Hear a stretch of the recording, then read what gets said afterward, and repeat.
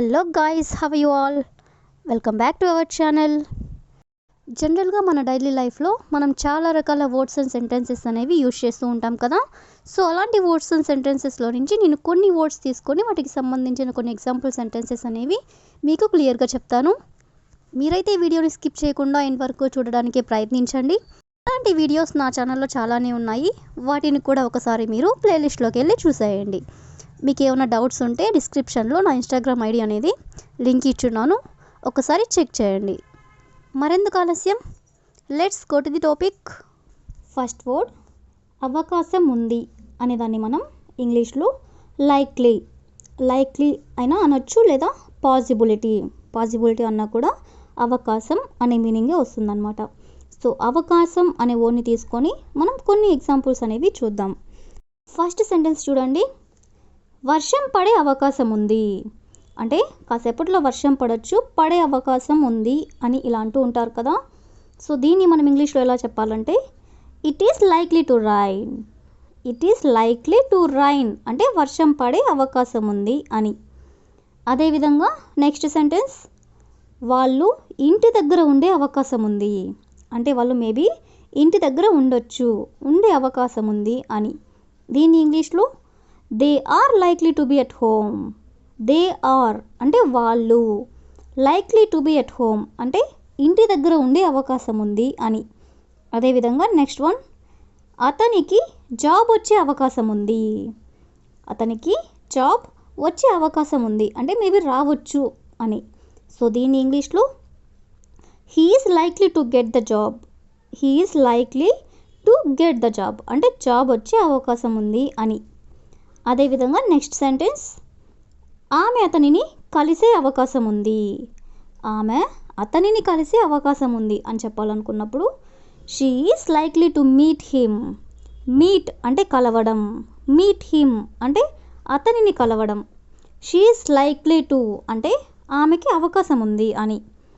అదేవిధంగా next one, మన team match గెలిచే అవకాశం ఉంది అంటే గెలిచే ఛాన్సెస్ ఉన్నాయి, గెలవచ్చు అని.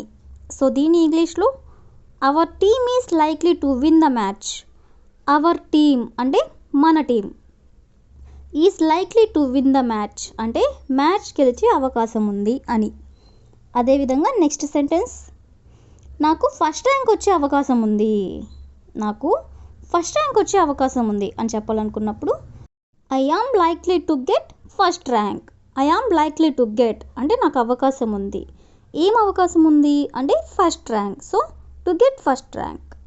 అదేవిధంగా నెక్స్ట్ వన్, మేము కారులో వెళ్ళే అవకాశం ఉంది అని చెప్పాలనుకున్నప్పుడు we are likely to go by car అంటే కార్లో. We are likely to go అంటే మేము వెళ్ళే అవకాశం ఉంది. అదేవిధంగా ది లాస్ట్ వన్, నువ్వు నిజం చెప్పే అవకాశం ఉంది అని చెప్పాలనుకున్నప్పుడు you are likely to tell the truth అంటే నువ్వు నిజం చెప్పే అవకాశం ఉంది అని. సో ఈ విధంగా మనం అవకాశం అనే వర్డ్ని తీసుకొని దానికి సంబంధించిన కొన్ని ఎగ్జాంపుల్ సెంటెన్సెస్ అనేవి చూసాం కదా. నెక్స్ట్ వర్డ్ చూడండి, దయచేసి అంటే రిక్వెస్ట్ అంటే ప్లీజ్.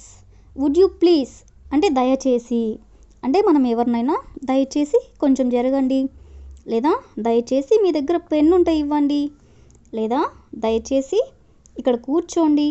ఇలా ఒక సెంటెన్స్కి ముందు మనం దయచేసి అనే వర్డ్ని కూడా మనం చాలా సందర్భంలో యూజ్ చేస్తూ ఉంటాం కదా.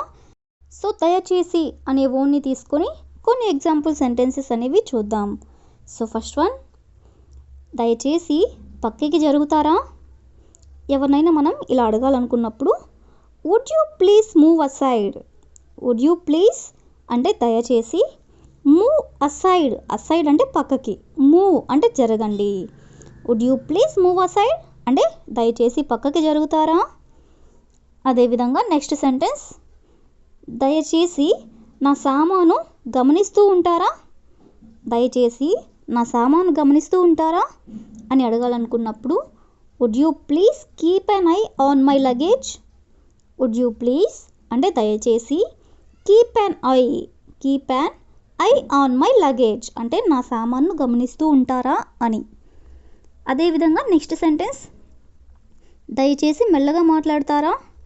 ఎవరైనా పెద్ద పెద్దగా మాట్లాడుతూ మనకి డిస్టర్బెన్స్ చేస్తున్నట్లయితే ఇలా అడుగుతూ ఉంటారు కదా, అంటే రిక్వెస్ట్గా కొంచెం మెల్లగా మాట్లాడతారా అని ఇలా అడగాలనుకున్నప్పుడు would you please speak slowly, would you please speak slowly అంటే దయచేసి కొంచెం మెల్లగా మాట్లాడతారా అని. అదేవిధంగా నెక్స్ట్ సెంటెన్స్, దయచేసి కొంచెం మంచినీళ్ళు ఇస్తారా. మనకి దాహం వేసినప్పుడు దయచేసి కొంచెం మంచినీళ్ళు ఇస్తారా అని మనం ఎవరినైనా అడగాలనుకున్నప్పుడు దీన్ని ఇంగ్లీష్లో would you please give me some water, some water అంటే కొంచెం నీళ్ళు.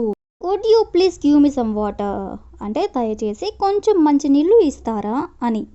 అదేవిధంగా నెక్స్ట్ వన్, దయచేసి ఈ బ్యాగ్ తీసుకువెళ్తారా అంటే ఈ బ్యాగ్ కొంచెం తీసుకెళ్తారా అని ఇలా అడగాలనుకుంటుంటారు కదా. సో దీని ఇంగ్లీష్లో would you please carry this bag, carry అంటే తీసుకెళ్ళడం అంటే క్యారీ చేయడం, దిస్ బ్యాగ్ అంటే ఈ బ్యాగ్, దయచేసి అంటే would you please carry this bag అంటే దయచేసి ఈ బ్యాగ్ తీసుకెళ్తారా అని.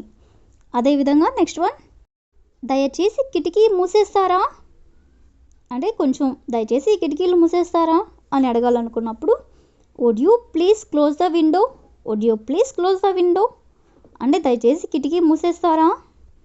అదేవిధంగా నెక్స్ట్ వన్, దయచేసి ఫ్యాన్ ఆన్ చేస్తారా, దయచేసి ఫ్యాన్ ఆన్ చేస్తారా అని అడగాలనుకున్నప్పుడు would you please switch on the fan, would you please switch on the fan అంటే దయచేసి ఫ్యాన్ కొంచెం ఆన్ చేస్తారా అని.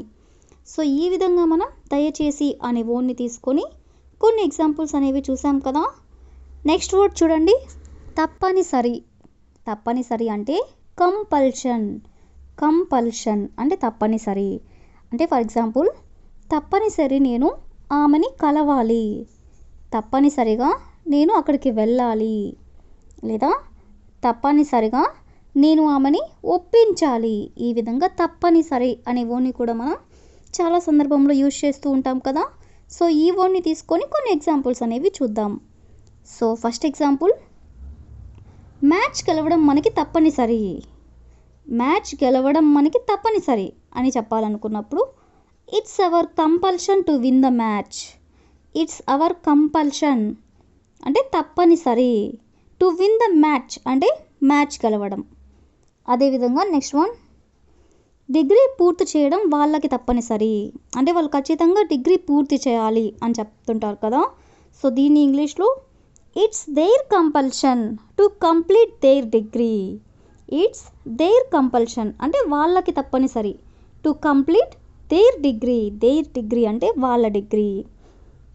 అదేవిధంగా నెక్స్ట్ వన్, జాబ్ తెచ్చుకోవడం నాకు తప్పనిసరి అంటే నేను ఖచ్చితంగా జాబ్ తెచ్చుకోవాలి, నాకు తప్పదు, అది నాకు తప్పనిసరి అని ఇలా అంటూ ఉంటారు కదా. సో దీన్ని ఇంగ్లీష్లో it's my compulsion to get a job, it's my compulsion అంటే నాకు తప్పనిసరి, టు గెట్ ఎ జాబ్ అంటే జాబ్ తెచ్చుకోవడం. అదేవిధంగా నెక్స్ట్ వన్, విదేశాలకు వెళ్ళడం అతనికి తప్పనిసరి, విదేశాలకు వెళ్ళడం అతనికి తప్పనిసరి అని చెప్పాలనుకున్నప్పుడు it's his compulsion to go abroad, it's his compulsion అంటే అతనికి తప్పనిసరి, to go abroad, to go abroad అంటే విదేశాలకు వెళ్ళడం. అదేవిధంగా నెక్స్ట్ వన్, ఆమెని ఒప్పించడం వాళ్ళకి తప్పనిసరి, ఆమెని ఒప్పించడం వాళ్ళకి తప్పనిసరి అని చెప్పాలనుకున్నప్పుడు it's their compulsion to convince her, it's their compulsion అంటే వాళ్ళకి తప్పనిసరి, టు కన్విన్స్ హర్ అంటే ఆమెని ఒప్పించడం. అదేవిధంగా నెక్స్ట్ వన్, డాక్టర్ని సంప్రదించడం మాకు తప్పనిసరి అంటే మీకు ఖచ్చితంగా డాక్టర్ని కలవాలి, మీట్ అవ్వాలి అని ఇలా చెప్తూ ఉంటారు కదా. సో దీని ఇంగ్లీష్లో it's our compulsion to consult the doctor, it's our compulsion అంటే మాకు తప్పనిసరి, టు కన్సల్ట్ ది డాక్టర్ అంటే డాక్టర్ని సంప్రదించడం. అదేవిధంగా నెక్స్ట్ వన్, డబ్బు సంపాదించడం అతనికి తప్పనిసరి అంటే అతనికి డబ్బులు సంపాదించడం తప్పనిసరి అంటే డబ్బులు అవసరం అని. సో దీని ఇంగ్లీష్లో it's his compulsion to earn money, it's his compulsion అంటే అతనికి తప్పనిసరి, టు ఎర్న్ మనీ అంటే డబ్బులు సంపాదించడం. అదేవిధంగా ది లాస్ట్ వన్, వాళ్ళకి సహాయం చేయడం ఆమెకి తప్పనిసరి, వాళ్ళకి సహాయం చేయడం ఆమెకి తప్పనిసరి, అంటే ఖచ్చితంగా ఆమె సహాయం చేసి తీరాలి అని. సో దీని ఇంగ్లీష్లో it's her compulsion to help them. It's her compulsion అంటే ఆమెకి తప్పనిసరి. టు హెల్ప్ దెమ్ అంటే వాళ్ళకి సహాయం చేయడం. సో ఈ విధంగా మనం తప్పనిసరి అనే వర్డ్ని తీసుకొని దానికి సంబంధించిన కొన్ని ఎగ్జాంపుల్స్ అనేవి చూసాం కదా. So that's all for today. I will ask you A question for you. ఆఫీస్కి వెళ్ళడం ఆమెకి తప్పనిసరి. ఆఫీస్కి వెళ్ళడం ఆమెకి తప్పనిసరి. So if you know this one in English, please you can comment in the comment section. Thank you for watching.